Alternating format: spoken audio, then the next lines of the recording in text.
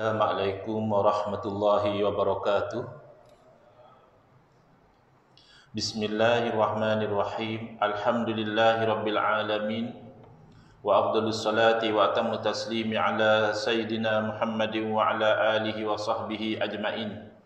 Rabbi shrah li sadri wa yassir li amri wa hlul 'uqdatam min lisani yafqahu qawli. Subhanaka la ilma lana illa ma 'allamtana innaka antal alimul hakim.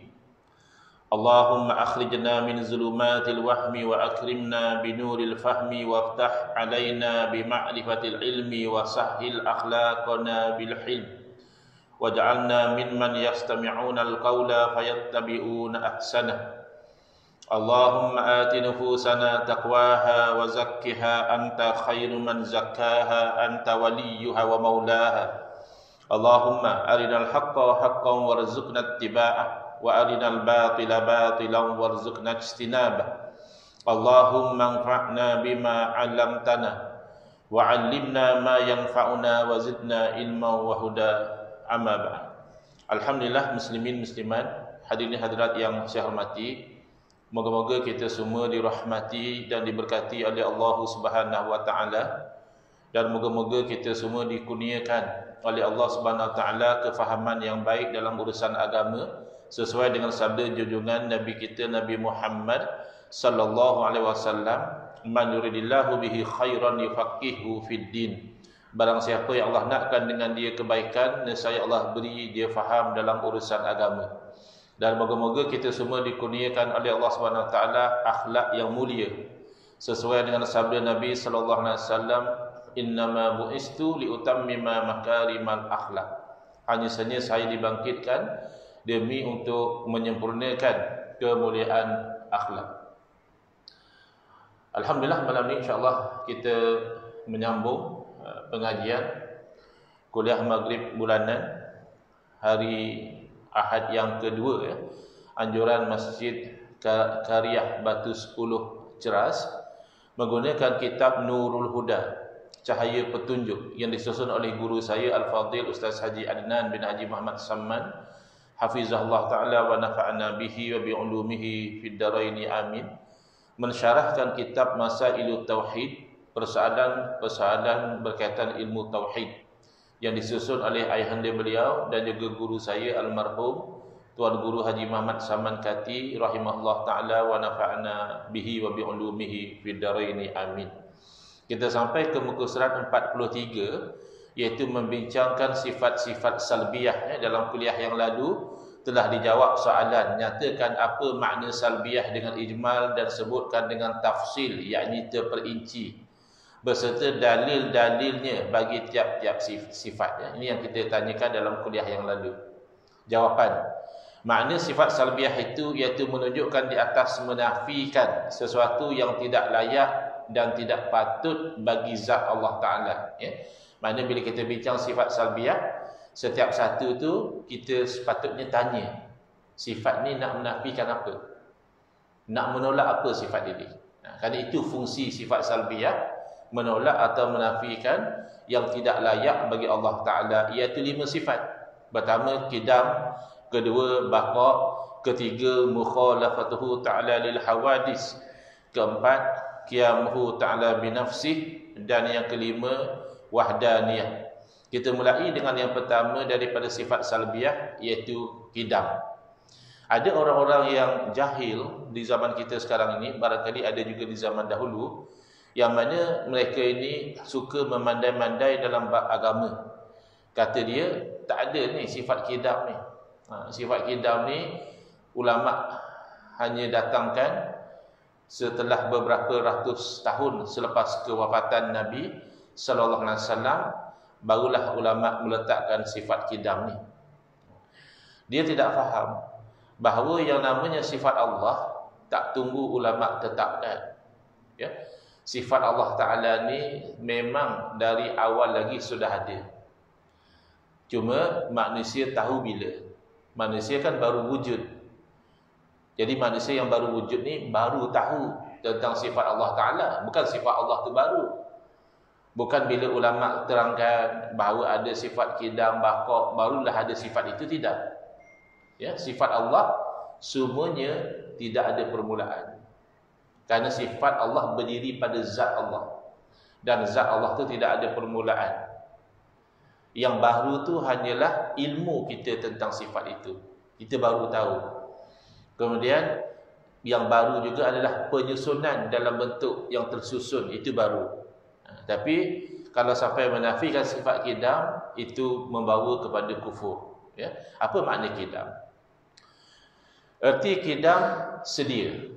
Terjemah makna kidam makna sedia ataupun lama. Jadi ini tidak jelas lagi. Itu hanya terjemahan. Kena diterangkan. Makna kidam itu adalah menafikan permulaan bagi wujud Allah Ta'ala. Allah Ta'ala wujud, kita tahu. Semenjak bila Allah wujud? Kalau ada orang tanya, okeylah Allah wujud. Semenjak bila Allah wujud? Kalau kita manusia kan orang tanya, kamu berapa umur? Maknanya dia tahu dah berapa tahun kita lahir ke dunia ni. Berapa tahun dah kita wujud. Jadi kalau ada orang tanya, semenjak bila Allah wujud? Maka semenjak bila tu dinafikan. Menafikan permulaan bagi wujud Allah Ta'ala. Ataupun dengan erti kata lain, yakni Allah Ta'ala itu tidak didahului oleh Adam. Bukan Adam ya, Ain. Adam, iaitu tiada. Berbeza. Kita wujud tak? Wujud. Tapi kita ni didahului oleh tiada. Satu masa dahulu kita tak wujud. Allah tidak demikian. Tidak pernah Allah tiada. Itu maksud kidam. Jadi siapa yang berani menolak sifat kidam? Kalau dia orang Islam lah. Kalau dia orang bukan Islam, itu cerita lain. Dia orang Islam, tiba-tiba dia menafikan sifat kidam. Dia kata tak ada istilah kidam ni, tak ada dalam Quran hadis. Bukan masalah istilah. Masalah pengertian tu. Istilah, kamu tak nak buat ilmu sendiri. Kamu nak jadi pengasas, penyusun ilmu tauhid. Kamu nak namakan misalnya, kamu tak namakan sifat kidam. Kamu mengatakan sifat la awwala. Tidak ada permulaan. Terbulanglah. Kalau ada orang nak ikut kamu. Kalau orang yakin dengan kebolehan kamu, kamu ni mujaddid dalam bab ilmu tauhid. Kamu tak pakai istilah kidam, dia terpulang. Tapi maknanya tidak akan lari. Istilah apa pun yang kamu nak gunakan untuk menggantikan istilah kidam, itu kan tetap hakikatnya bahawa Allah wujud tidak didahului oleh tiada. Tidak ada permulaan bagi wujud Allah Ta'ala. Itu. Lawannya, opposite daripada sifat kidam adalah hudus, iaitu baharu. Mustahil lah. Kalau baharu, tentulah bukan Tuhan. Baru je wujud. Yang sebelum tu tak wujud. Kenapa? Kerana setiap yang wujud setelah tidak wujud, mesti diwujudkan.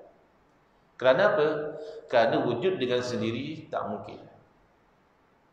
Dan mewujudkan diri sendiri, bagi tak mungkin. Macam mana benda tak wujud boleh mewujudkan? Ini yang kita berdepan dengan orang etis. Ya. Orang etis biasanya dia akan memperli kepada orang yang percaya kepada kebenaran Tuhan. Dia kata, kamu berhujah Tuhan ada kerana ada alam ini. Maka kamu kata, tentulah alam ini ada pencipta. Lalu siapa cipta Tuhan? Orang etis selalu dia pusing kat situ. Sebab bila dia kata dia tak percaya kepada Tuhan. Kenapa? Kerana dia kata untuk kita percaya kepada sesuatu, kita perlu ada bukti. Kalau kita percaya kepada sesuatu tanpa bukti, berarti kita percaya membuta tuli. Kita ikut semata-mata. Sebab tu orang etis dia ingat kita kolot. Kita yang percaya pada Tuhan ni kolot. Sebab kita percaya tu hanya semata-mata kerana nenek moyang kita percaya. Nenek moyang kita percaya ada Tuhan, maka kita walaupun tak ada bukti, kita percaya. Tidak. Memang Alhamdulillah kita dilahirkan Islam. Alhamdulillah nenek moyang kita percaya pada kewujudan Tuhan.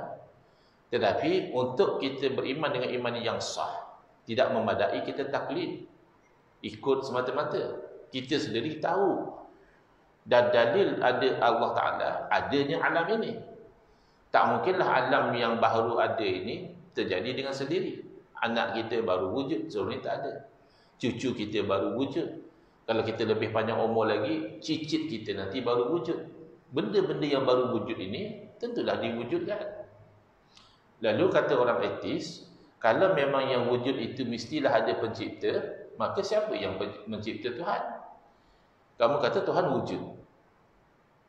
Dia tak faham. Wujud yang perlu kepada pencipta adalah wujud yang ada permulaan. Wujud yang didahului oleh tiada. Wujud macam itu perlu pada pencipta. Adapun wujud yang tidak ada permulaan, yang tidak didahului oleh tiada, tidak ada pencipta. Cuma kadang-kadang dia kata saya tak boleh bayangkan wujud yang tidak ada permulaan. Betul lah kamu tak boleh bayangkan. Kerana apa yang kamu bayangkan itu makhluk. Kalau Tuhan tidak akan sama dengan makhluk. Selagi kamu boleh bayangkan begini begitu, maknanya bayangan kamu itu bukan Tuhan. Bila kamu dah kata aku tak boleh bayangkan, betul lah. Memang sepatutnya kamu tidak boleh bayangkan Tuhan. Jadi, tapi kita lihat nanti ya. Kalau secara mudah ya, simple thinking, kita kata cara orang kampung pun kita boleh buktikan sifat kita. Cara akademik, cara ilmiah juga kita boleh buktikan sifat kita. Cara orang kampung macam mana? Contohnya, katakan ada budak umur 7 tahun, baru masuk darjah 1. Jadi saat masa cuti, dia bermain dengan kawan-kawan di kampung, budak kampung, pergi ke sungai, pergi ke kutip biji getah. Ini cerita budak kampung lah. Masa dia pergi kat semak-semak tu dia nampak ada tupai, lepas tu dia nampak ada monyet, nampak ada burung. Jadi dia terfikir, siapa yang buat ni? Sebab kalau kasut dia tahu ada kilang buat. Bola yang dia main tu dia tahu ada kilang buat. Tapi monyet, tupai, pokok, siapa yang buat? Jadi dia balik rumah, tanya mak dia, "Mak, ada apa? Kamu dah habis main ke belum? Habis kamu balik?" "Tak, saya nak tanya mak ni. Tadi saya keluar, saya tengok ada burung, ada tupai, ada monyet, ada pokok." "Okey. Siapa yang buat semua ni, mak?" Jadi mak dia cakap lah, "Allah lah, Tuhan lah yang buat." "Oh, okey. Ni semua tu Tuhan buat lah." "Tuhan lah buat." Okey, terima kasih mak." Dia pun pergi main lagi. Main-main dia pun fikir balik, habis Tuhan siapa yang buat? Balik semula dia ke rumah. Mak nak tanya, ada apa lagi kamu ni? Tadi mak kata semua benda ni Tuhan cipta. Betul. Habis Tuhan siapa cipta? Mak dia orang kampung, bukan lecturer, bukan cikgu, orang kampung suri rumah. Lalu mak dia jawab, Tuhan mana ada orang cipta? Dan kalau tu kena cipta, bukan Tuhan lah namanya nak. Tuhan tu tak diciptakan. Yang kalau diciptakan tu namanya makhluk. Kita, burung, monyet, tupai, itu diciptakan. Tuhan pencipta, tidak diciptakan. Macam tu ke? Ya, macam tu. Ini cara simple je.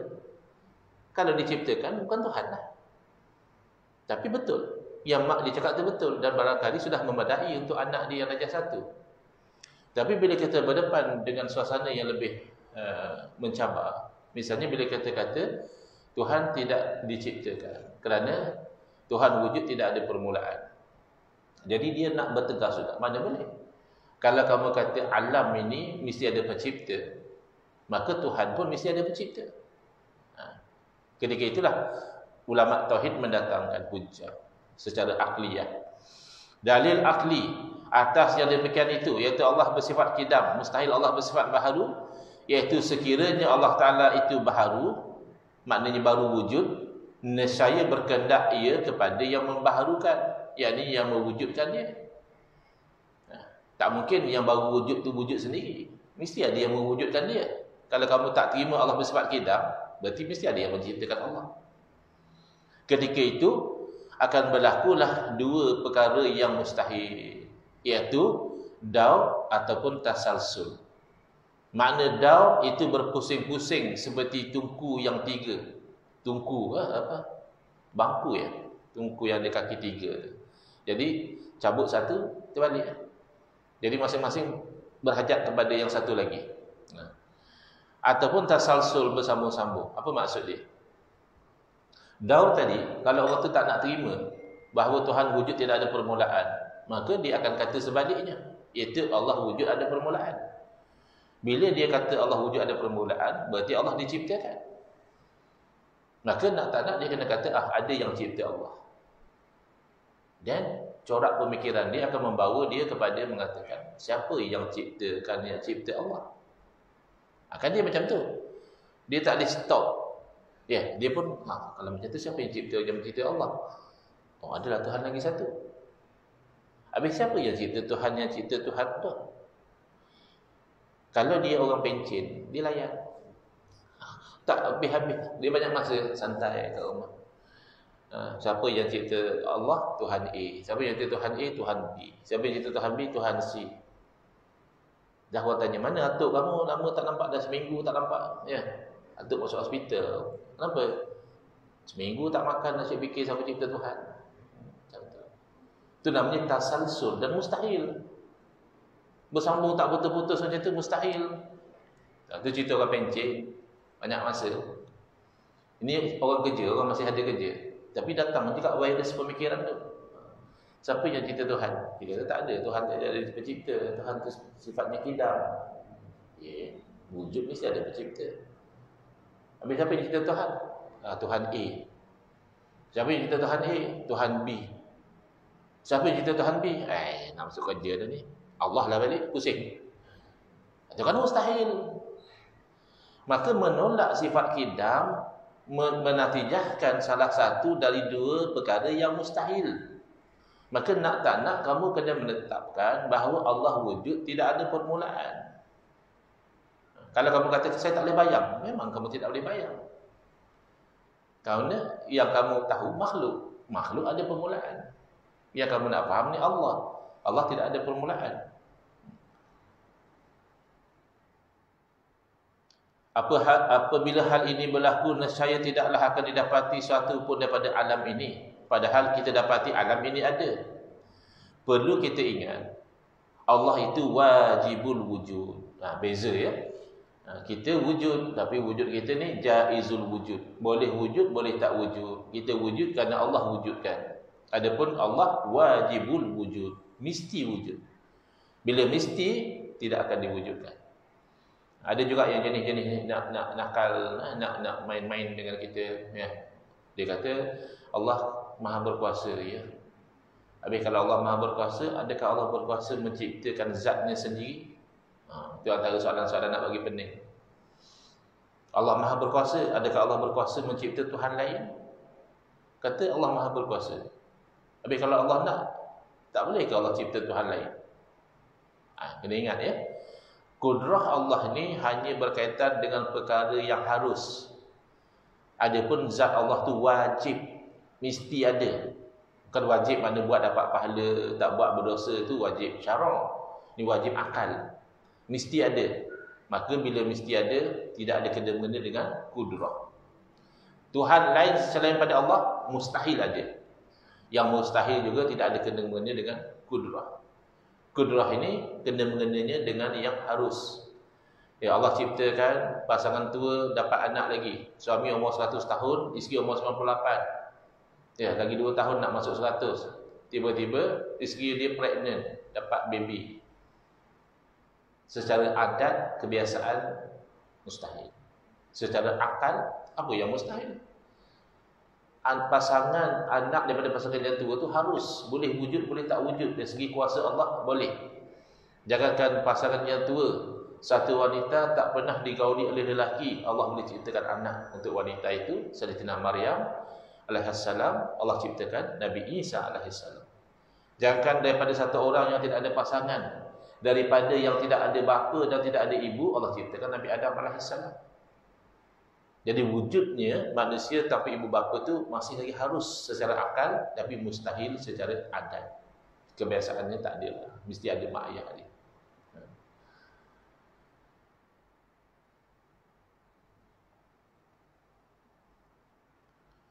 Itu dalil akli ya. Dalil akli ni dia bersifat universal. Mana kalau dia itu masih mahu rational, bukan ta'assub, dia masih terbuka kepada kebenaran. Orang etis tu dia boleh masuk Islam dengan dalil akli.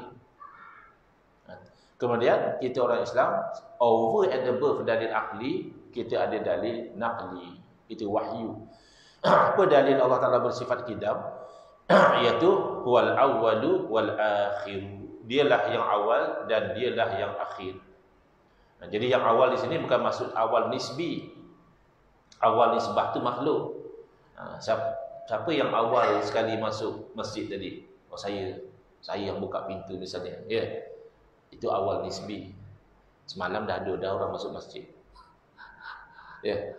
Dulu lagi sebelum kita masuk, tukang dah masuk masjid. Masa dia buat masjid ni. Itu awal nisbi. Tapi awal nisbah pada Allah tu awal hakiki, yakni tidak ada permulaan, dan akhir itu akhir yang hakiki, iaitu tidak ada perakhiran. Allah wujud tidak diakhiri oleh tiada, sebagaimana Allah wujud tidak dimulai oleh tiada. Faedah. Maka qidam qadim nisbah namanya itu 4 bahagi, iaitu 4 jenis. Pertama, zati. Qadim zati iaitu ketiadaan permulaan bagi zat, yakni zat Allah Ta'ala. Kedua, qadim sifati, menafikan permulaan daripada sifat, yakni sifat Allah semuanya qadim. Sebab itu di sisi Ahlussunnah wal Jamaah, Al-Quran dengan makna kalam Allah itu qadim, bukan makhluk. Beza dengan Mu'tazilah. Mu'tazilah kata Al-Quran itu makhluk. Tapi kita tidaklah sampai seperti golongan yang zahiri, sehingga kan mushaf juga dikata qadim. Mushaf, kertas-kertas yang tertulis itu mana pula qadim? Kertas tu kan dibuat daripada kulit kayu, kemudian dicetak dengan dawat. Sampaikan buat suara kita baca Quran juga dikatakan qadim, tak betul lah. Kita makhluk, suara kita makhluk. Yang dimasukkan Al-Quran qadim adalah Al-Quran dengan makna itu kalam Allah. Kalam Allah tu sifat Allah. Sifat Allah bukan makhluk. Kena faham ya beza tu. Kerana itu beza antara Ahlussunnah wal Jamaah dengan Mu'tazilah. Yang ketiga iaitu qadim idhafi, iaitu terdahulu tu secara nisbah saja, bukan makna tidak ada permulaan. Contohnya, bapa lebih dahulu daripada anak dia. Bapa tu qadim berbanding dengan anak dia. Tak ada anak lahir dulu baru bapa, mana ada. Mestilah bapa dulu baru anak. Tapi sebelum bapa pun dah ada orang lain. Dan bapa pun wujud pun ada permulaan. Habis kata qadim secara nisbi. Nisbah saja. Yang keempat, qadim zamani. Terdahulu masa atau zaman, seperti terdahulunya Isnin daripada Selasa. Terdahulunya zaman Nabi daripada zaman sahabat daripada zaman kita. Itu qadim zamani. Terdahulunya Isnin daripada Selasa. Betul kan? Boleh jadi tak Selasa dulu pada Isnin? Boleh. Boleh. Selasa minggu ni lebih dahulu pada Isnin minggu depan. Tapi kalau minggu yang sama tak boleh lah. Ya, Isnin dulu lah baru Selasa. Ya, wallahu a'lam. InsyaAllah nanti kita akan sambung dengan penerangan ya, qadim zati, qadim sifati, qadim hakiki dan seterusnya. Ya, wallahu a'lam. Bismillahirrahmanirrahim. Alhamdulillah bil alamin. Wassalatu wassalamu ala asyrafil anbiya wal mursalin wa ala alihi wa sahbihi ajma'in. Allahumma shrah sudurana wa ahsin akhlaqana wa azim ujurana wa nawwir qulubana bi nuri hidayatika kama na'tarada bi nuri syamsika abadan abada. Allahumma nqulna min dhulil ma'siyati ila izzi ta'ati ya arhamar rahimin. Wa sallallahu ala sayyidina Muhammadin wa ala alihi wasallam. Alhamdulillah bil alamin. Amin ya rabbal alamin. InsyaAllah bulan Ramadan kita berjumpa pada kuliah subuh ya, insyaAllah.